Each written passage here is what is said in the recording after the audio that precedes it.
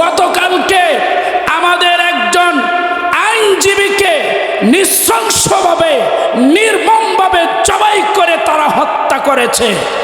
তাই সমস্ত মুসলিমকে এই বিশ্ব পরিস্থিতি মোকাবেলা করে এই দেশের আন্তর্জাতিক পর্যায়ে, দেশীয় পর্যায়ে দেশের দুশ্মন, রাষ্ট্রের দুশ্মন, ইসলামের দুশ্মন, যত ধরনের দুশ্মন আছে সবার মোকাবেলা করে ইসলামকে বিজয় করতে হবে। এর জন্য আপনারা প্রস্তুত আছেন তো ইনশাআল্লাহ? আমরা বাংলার মুসলমানরা নবীর মতো, সাহাবীদের মতো আজকে শপথ নিলাম, সাইফুল ইসলামের রক্ত আমরা বৃথা যেতে দেব না। অ্যাডভোকেট সাইফুল ইসলাম আলিফের রক্ত আমরা বৃথা যেতে দেব না ইনশাআল্লাহ। হাজিরিন, আপনারা জানেন বিশ্বের কি অবস্থা। সমস্ত বিশ্ব, আমেরিকা, ব্রিটেন, ইসরায়েল, খ্রিস্টান, ইহুদি শক্তি ফিলিস্তিনে প্রায় 1 লক্ষের উপরে মুসলমানকে হত্যা করেছে। 22 লক্ষ মুসলমানকে ঘর বাড়ি হারা করেছে। প্রায় 20 লক্ষ মুসলমান এখন খাদ্যের অভাবে ভুগতেছে। কয়েক লক্ষ, 5 লক্ষ মুসলমান আহত, পঙ্গুত্ব বরণ করেছে। অন্যদিকে আমাদের পার্শ্ববর্তী রাষ্ট্র ইন্ডিয়ায় প্রতিনিয়ত মুসলমানদেরকে হত্যা করা হচ্ছে। এই ইন্ডিয়ার যোগ সাজসে, ইন্ডিয়ার ষড়যন্ত্রে এই দেশে উগ্রবাদী ইসকন একটি সংগঠন আমাদের বাংলাদেশের স্বাধীনতা, সার্বভৌমত্বের বিরুদ্ধে চক্রান্ত করে যাচ্ছে। আমি এই বয়ানটা বৈশা করতাম, কিন্তু ইচ্ছে করেছি বসে বয়ান করার সময় নেই।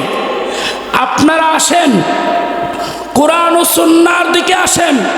ইসলামের মতো শান্তির ধর্ম, আজকে ইসলাম নিয়ে অনেকে কটাক্ষ করে, জিহাদ নিয়ে আপত্তি তোলে, ইসলামের নারী নিয়ে আপত্তি তোলে।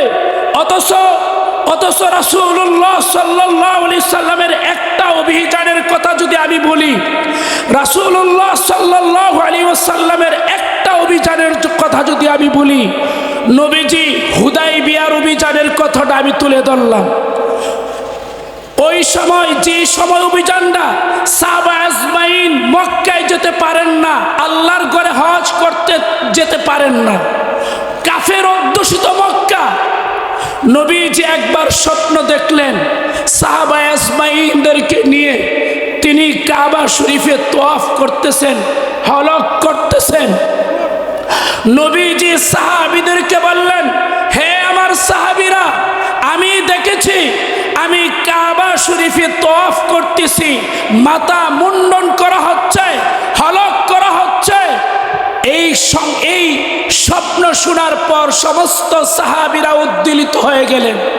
আল্লাহর ঘরে লাব্বাইক আল্লাহুম্মা লাব্বাইক লা শারীকা লাক লাব্বাইক ইন্নাল হামদা ওয়ান নি'মাতা লাকা ওয়াল মুলক বলার জন্য সবগুলি অন্তর নেচে উঠল।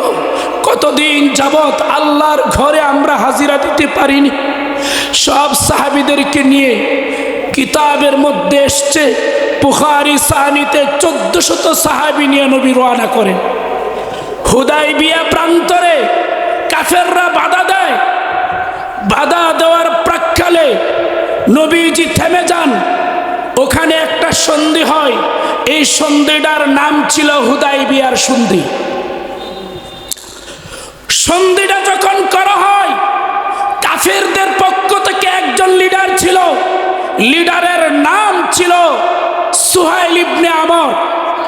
আর মুসলমানদের পক্ষে যিনি নেতৃত্ব দিয়েছিলেন তিনি হলেন আমাদের নবী হযরত মুহাম্মদ মুস্তাফা সাল্লাল্লাহু আলাইহি ওয়াসাল্লাম। এখনো সন্ধিনামা লেখা হয় নাই, আলোচনা চলছে।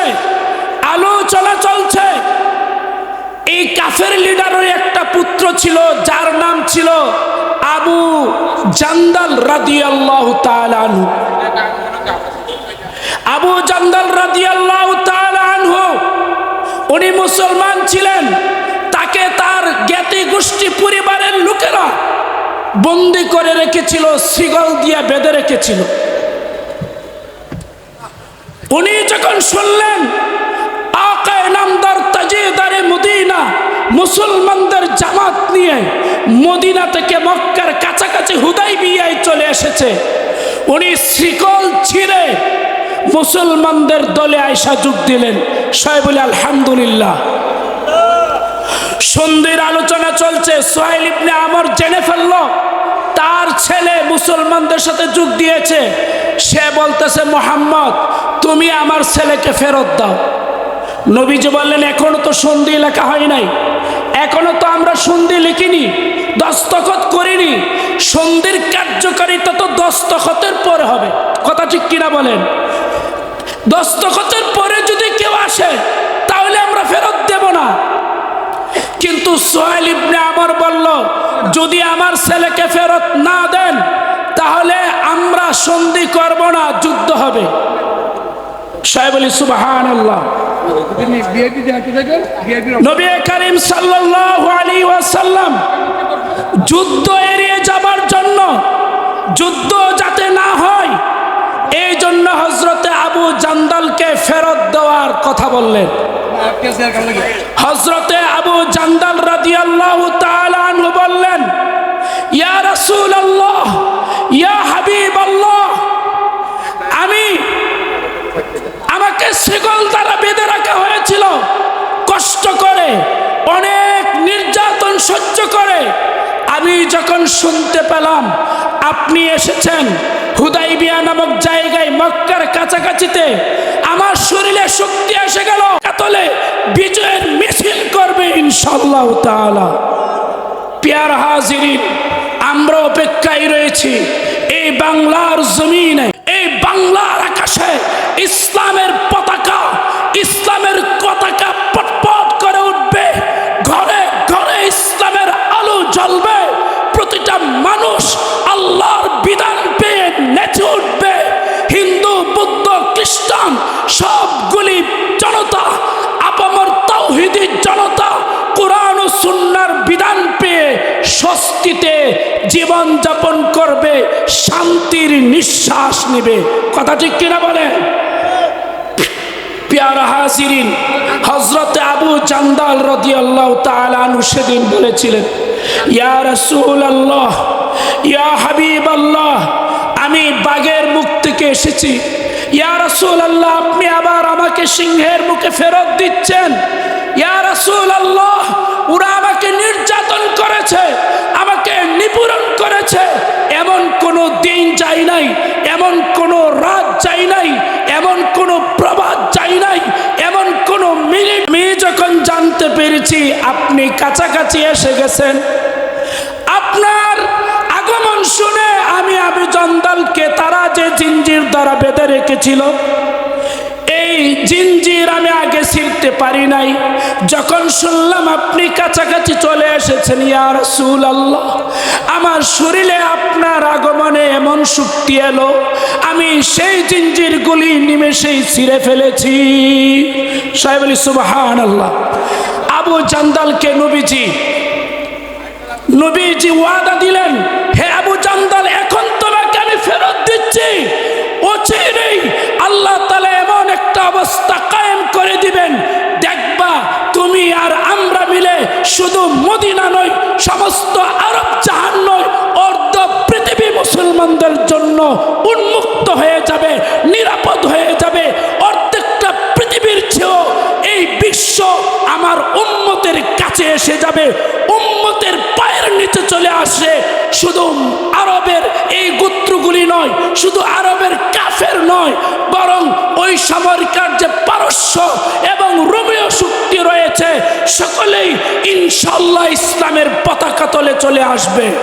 আমরা বিজয়ের আলহামদুলিল্লাহ প্রস্তুতি নিচ্ছি, সামনে গাজওয়াতুল হিন্দের প্রস্তুতি নিচ্ছি। ইনশাআল্লাহ গাজওয়াতুল হিন্দের মাধ্যমে দিল্লির লাল কেল্লায় ইসলামের পতাকা উঠবে। ইনশাআল্লাহ বাইতুল মুকাদ্দাসে আবার ইসলামের পতাকা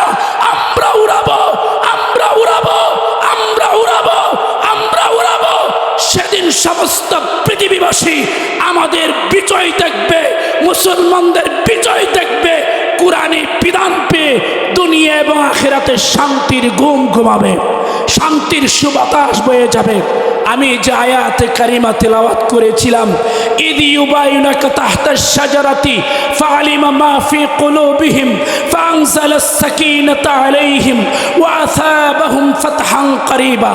মুসলমানরা যখন হযরত উসমান গনি রাদিয়াল্লাহু তাআলা আনহুর হত্যার প্রতিশোধ নেওয়ার জন্য একটা মুসলমানকে কাফেররা হত্যা করেছিল, গুজব রটেছিল, আসলে হত্যা করে নাই। তখন নবী করিম সাল্লাল্লাহু আলাইহি ওয়াসাল্লাম 1400 সাহাবীদেরকে নিয়ে একটা গাছের নিচে বসে একটা ওয়াদা নিয়েছিলেন, কসম নিয়েছিলেন, শপথ নিয়েছিলেন, হে আমার সাহাবীরা, উসমানকে কাফেররা হত্যা করেছে, উসমানকে কাফেররা হত্যা করেছে, তোমরা আমার হাতে বায়াত গ্রহণ করো। উসমান হত্যার প্রতিশোধ না নিয়ে আমরা একটা লোক মদিনায় ফেরত যাব না, আমরা একটা লোক মদিনায় ফেরত যাব না। সেদিন 1400 সাহাবী নবী করিম সাল্লাল্লাহু আলাইহি সাল্লামের হাতে হাত রেখে বায়াত গ্রহণ করেছিলেন, আমরা একটি মুসলমানের রক্তকে বৃথা যেতে দেব না,